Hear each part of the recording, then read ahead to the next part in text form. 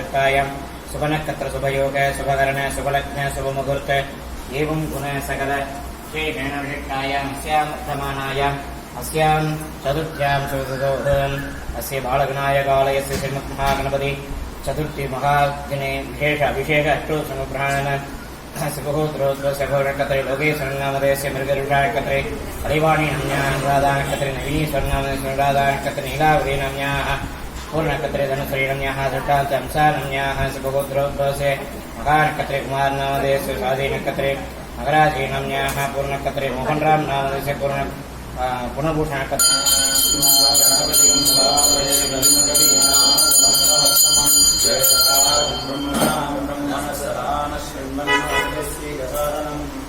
ओम कष्टमे यशस्तमे विशिष्टमे क्रीडातमे मोदस्तमे दातन्तमे दनिष्यमानन्तमे वित्तन्तमे वेद्यन्तमे भूतन्तमे भविष्यस्तमे सुगन्तमे सुपदन्ते रुद्राय ओम गं नमस्ते रुद्रमन्यवभूतोत इषवे तवे शिवे नमतसा त्वागिरिशाच्छा वदामसि यथा नः सर्वमिज्जगदयक्ष्मकं सुमना असते अध्यबोधदति भक्ता प्रथमोदैव्योऽभिषके अजेकश्च सर्वाः सहस्रसो वै कुम्भेण धीमहे असव्योपसर्पजनीरग्वेणि सहस्राक्षाभ्याम् याश्च देहस्त इषभक्तनाथताय यष्णवे उभाभ्यामुतते नमो बाहुभ्यान्तपधन्वने परिते धन्वनो हेतिरस्मान् ऋणक्ष विश्वतः अथोज इषुधिस्तवारे अस्मन्निधेहितम् शम्भवे नमः नमस्ते अस्तु भगवन् विश्वेश्वराय महादेवाय त्र्यम्बकाय त्रिपुरान्तकाय त्रिकाग्निकाल श्रीमन्महादेवाय नमः नमो हिरण्यसेनान्ये दिशान् नमो मन्त्रिणे वादिजातकक्षानां पतये नमः श्वेभ्योऽश्वपदभ्यश्च वो नमः नमो भवाय च रुद्राय च नमः शर्वाय च पशुपतये च नमो नील शतधन्वने च नमो गिरिशाय च शिवविष्टाय च नमो मेदष्टमादितेषु मते च नमो ह्रस्वाय च वामन च नमः आसक्ताय च नमः श्रीयाय च सूर्याय च नमः भाग्याय च नमः प्रतरणाय पुण्याय च नमः पर्णाय च पर्णशब्दाय च नमोपदुरमानाय च भिघ्नते च नमः आच्छिदते च प्रच्छिदते च नमो मह्यदिकेभ्यो देवानां नमो दक्षिणयाः त्वहि श्रुतङ्गत्तसदञ्जवानं मृगण्डभीमोपहत्समुग्रं मृडादरिद्रेरुत्कस्तवानो अन्यन्ते अस्मन्यवपन्तु सेनाः परिणो रुद्रस्य हेतिर्वृणश्च परित्वेषस्य दुर्मदिरघायोः अवस्थिरा भगवद्भ्यस्तनश्वमेघ्यस्तोकाय तनयाय मृणय मेढष्टमधिपतमः शिवो नः सुमना भव परमे वृक्ष आयुधन्विताय गत्यम्बसान आचरपिनाकं विप्रदातिः विकीर्तपिलोः परिणो रुद्रस्य हेतिर्वृणक्तपरित्वेषस्य दुर्मदिरघायोः अवस्थिरा भगवद्भ्यस्तनश्वमेघ्यस्तोकाय तनयाय मृणय मेढष्टमहस्ते बभूव ते धनुः तयास्मान् विश्वतस्तमलक्ष्मया परिभुज नमस्ते अस्ति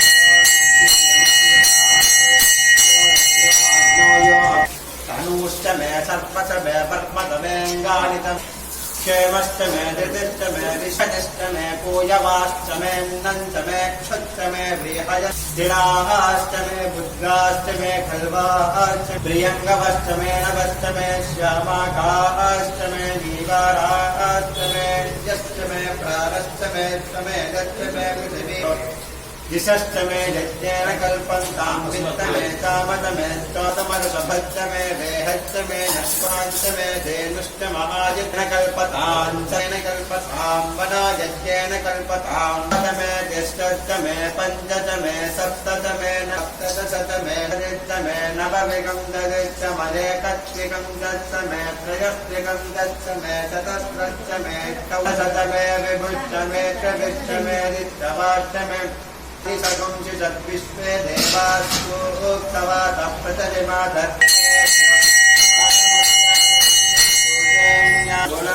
पुरुषदेवेदकं सर्वास्य विश्वाभूतानि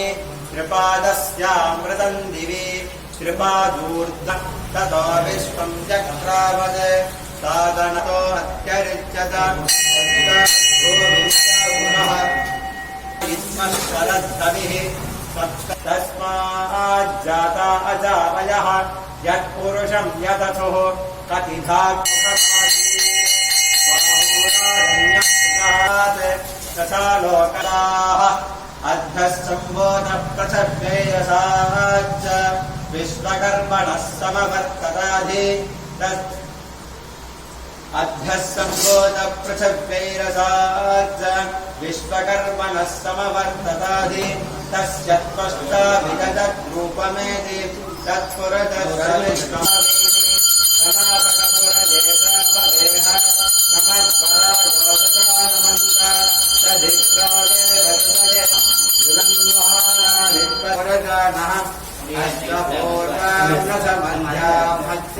पुरक्रमस्य हि बन्धरिच्छब्दौत्सः प्रदद्विष्णुस्तवसे वेत्याय मृगो न भीमः कुटरगिरिष्टाः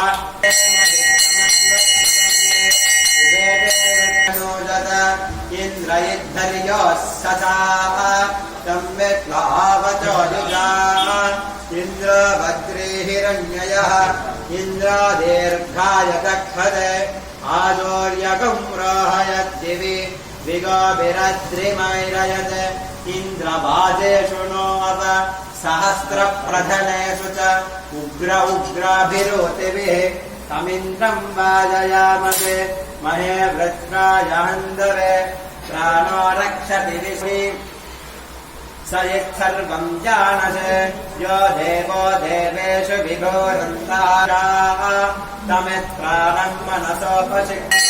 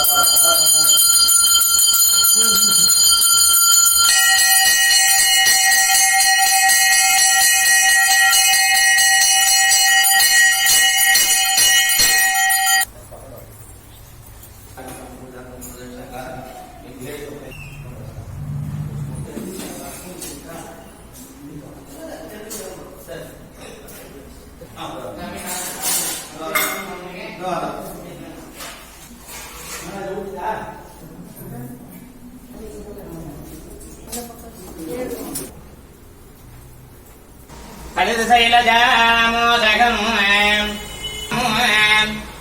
नमामि गणनायकम् नवकवित्वजन्तायकम् ॐ श्रीमहागणपति बालविनायकाय नमः ॐ ज्ञानानन्दवरात्पराय नमः ॐ देवदेवाय नमः ॐ गौरीपुत्राय नमः ॐ गणेश्वराय नमः ॐ स्कन्दाग्रजाय नमः भूताय नमः ॐ दक्षाध्वराय नमः ॐ हरये नमः ॐ ब्रह्मपदुत्तमाय नमः ॐ कालाय नमः ॐ ग्रगपदये नमः ॐ सोमसूर्याकामिने नमः ॐ सोमसूर्याभिभोजन ॐ गजाननाय नमः ॐ वक्रतुण्डाय नमः ॐ सूर्पकर्णाय नमः ॐ हेरम्बाय नमः ॐ स्कन्दपूर्वजाय नमः ॐ सोमसूर्याभिभोजनाय नमः ॐ वासाङ्कुलधराय नमः ॐ दण्डाय नमः ॐ गुणातीताय नमः ॐ निरञ्जनाय नमः ॐ ओम अगलभटाय नमः ओम स्वयं सिद्धाय नमः ओम सिद्धार्थितपदाम्बुजाय नमः ओम बीजावरवराजगुणाय नमः ओम भरदाय नमः ओम शाश्वताय नमः ओम गदिने नमः ओम चक्रिणे नमः ओम इक्षुषावत्रदाय नमः ओम श्रीदाय नमः ओम अजाय नमः ओम श्रीपदये नमः ओम सुधिगच्छिदाय नमः ओम कुलात्रिवेत्रे नमः ओम दलिलाय नमः ओम गरिगलमदाय नमः ओम संतशूडामणये नमः ओम कान्दाय नमः ओम बालकारणे नमः ओम समाहिताय नमः ओम आसनशेखराय नमः ओम सौम्याय नमः ओम भक्तवाञ्छितदायकाय नमः ओम कैवल्यसुगताय नमः ओम सच्चिदानन्दविग्रहाय नमः ओम ज्ञानिने नमः ओम दयायुधाय नमः ओम दान्ताय नमः ओम ब्रह्मदेशु विवर्जिताय नमः ओम ब्रह्मत्यदैत्यवैदाय नमः ओम श्रीगण्डाय नमः ओम विभुतेश्वराय नमः ओम रमार्चिताय नमः ओम विनये नमः ओम नागराजयज्ञोपवीदिने नमः ओम स्थूलदुण्डाय नमः ओम अग्रण्ये ओम समस्तजगदाधाराय नमः ओम आयुने नमः प्रमदपदये नमः ओम नमस्ते अस्तु लम्बोदराय नमः ओम एकदन्ताय नमः ओम श्रीगणेशाय नमः ओम भवस्य देवस्य गणनादाय नमः ओम सर्वस्य देवस्य गणनादाय नमः ओम ईशान देवस्य गणनादाय नमः ओम उग्रस्य